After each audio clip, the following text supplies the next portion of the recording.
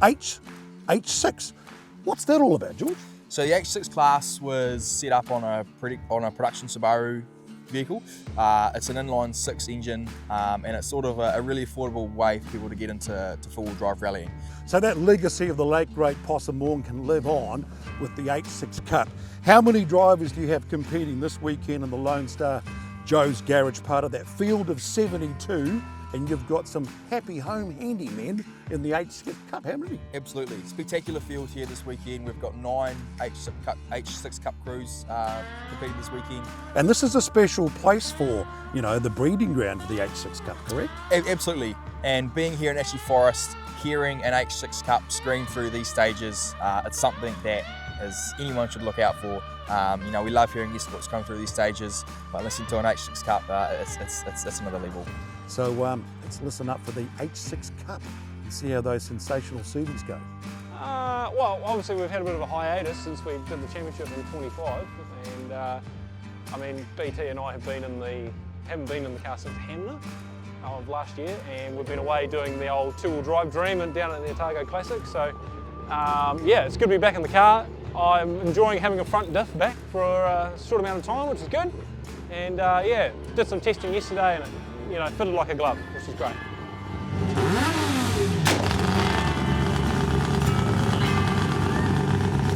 I think it's, you know, Thomas shows some really good form straight away. It's a shame we don't have James, because James is so fast.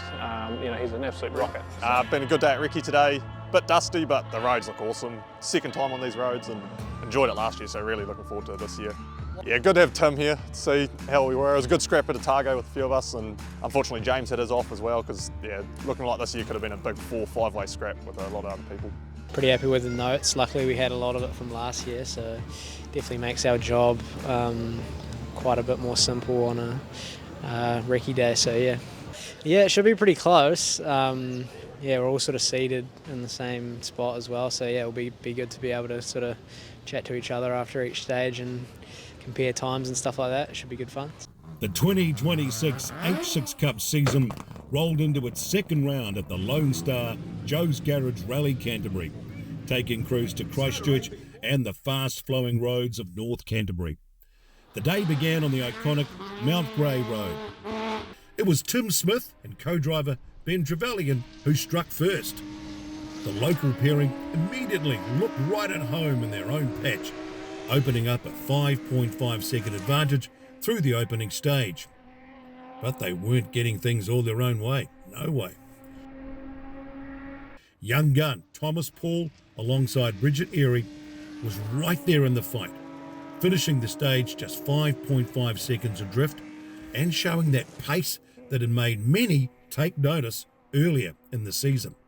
With thousands of spectators lining the roads and gathering at the fan zones, the H6 Cup once again proved to be one of the most closely followed classes of the event, and one of the best sounding ones too. Josh Keeley and Australian co-driver Neil Woolley were another crew expected to feature strongly. The pair settled into their rhythm quickly, ending the opening stage just 4.1 seconds behind Paul. For Kevin Laird, Canterbury marked the beginning of his 2026 campaign.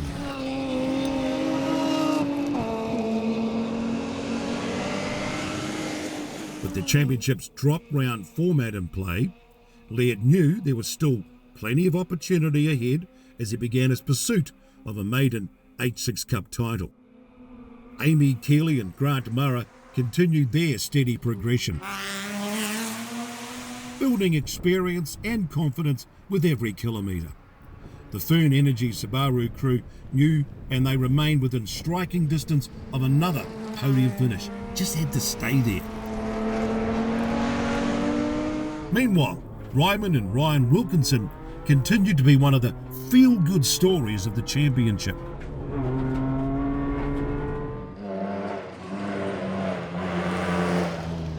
Their Southland-built Subaru may have started life in a backyard shed, but the father and son combination were making steady gains as they continued to learn the craft of rallying. Just over a second ahead of them sat the international pairing of Wayne Hoy and Pip Bennett.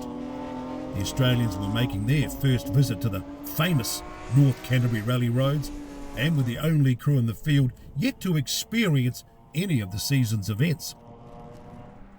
Another returning face was Queenstown's Tom Milliken. After enjoying limited appearances in his debut season, he couldn't resist coming back for another crack, another taste of the H6 Cup competition. Unfortunately, his day would be cut short when engine troubles forced retirement after the opening stage. There's been a bit of drama in the H6 Cup involving the sensational Subarus. Of course, we've got the Crow Sport Subaru here that we're tripping around following the action, but what's happened, mate?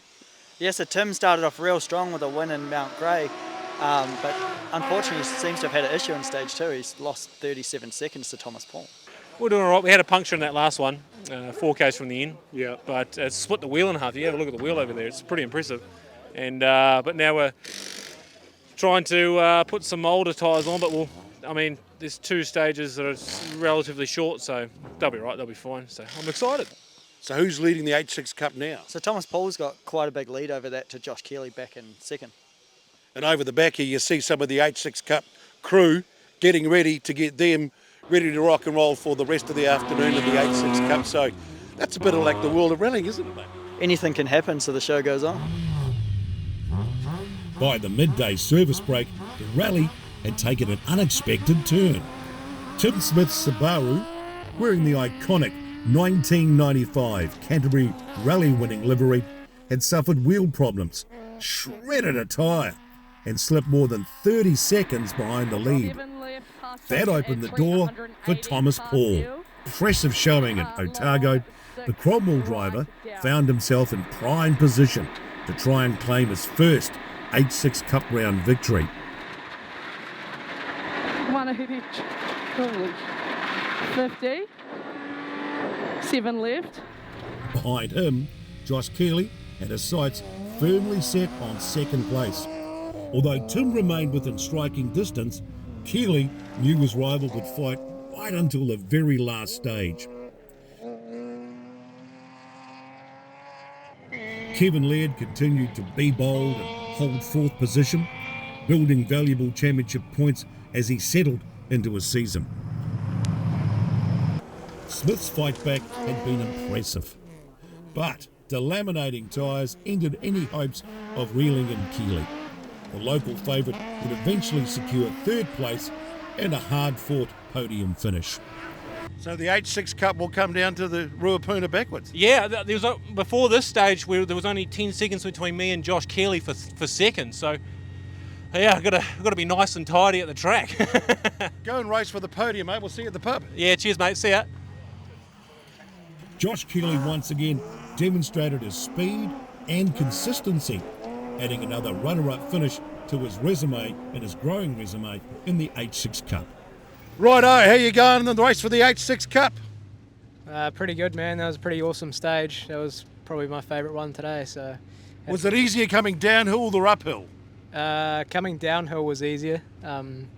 Yeah, I probably prefer it in that direction. I don't know if it's because it's normally sort of later in the day or well the last stage, so you kind of have a bit more of a rhythm going. But yeah, definitely enjoy it in this coming this way more. So. All right, so the place on the podium for the H6 Cup comes down to Ruapuna.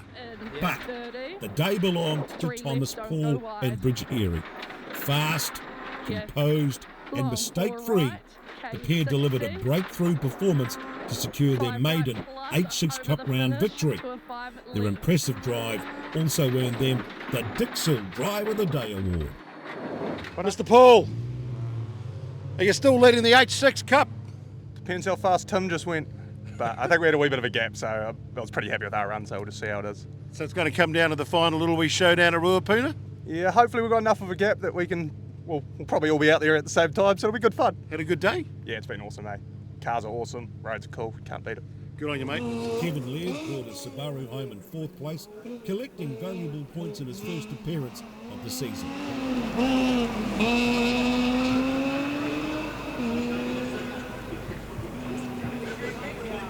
Amy Keeley continued her strong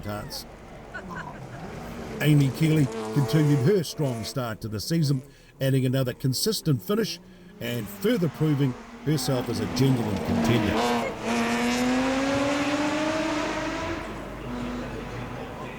For the Australian pairing of Wayne Hoy and Pip Bennett, it was a day of learning. New roads, a different style of rallying and limited experience in their car made for a challenging assignment, but they finished within touching distance of Amy by day's end. Raymond and Ryan Wilkinson rounded out the field as the crews completed the Ruapuna special stage.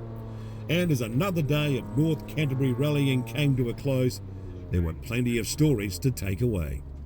You join me here at Lone Star in the heart of Christchurch after the 2026 Lone Star Joe's Garage Rally of Canterbury, a spectacular day across the Canterbury Plains and up into the Ashley Forest, where Thomas Paul took his inaugural victory in the Fern Energy Subaru H6 Cup after a stunning drive across 9 special stages.